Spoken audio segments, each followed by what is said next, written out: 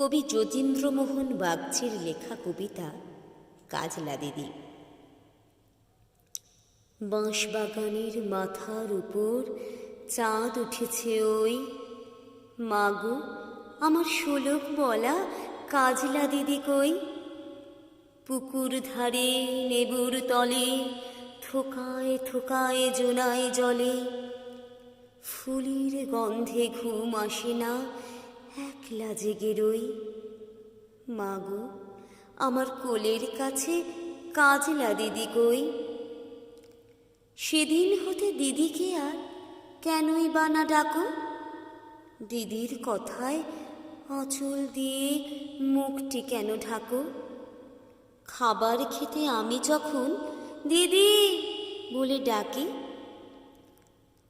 তখন ও ঘর থেকে কেন মার দিদি আসে না গো। আমি ডাকি, তুমি কেন চুপটি করে থাকো। বল মা দিদি কোথায় গেছে, আসবে আবার কবে। কাল যে আমার নতুন ঘরে পুতুল বিয়ে হবে। দিদির মতন ফাঁকি দিয়ে আমিও যদি লুকোই গিয়ে, তুমি তখন একলা ঘরে কেমন করে রবে।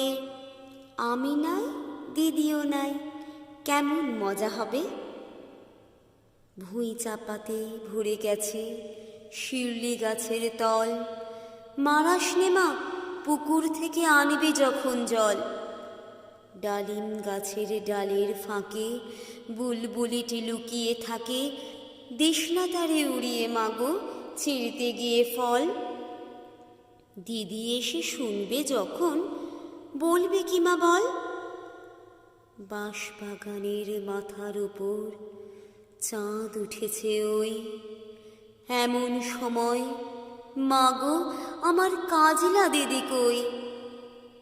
বেড়ার ধারে পুকুর পাড়ে ঝিঝি ঢাকে ঝোপে ঝাড়ে, নেবুর গন্ধে ঘুম আসে না, তাই তো জেগে রই।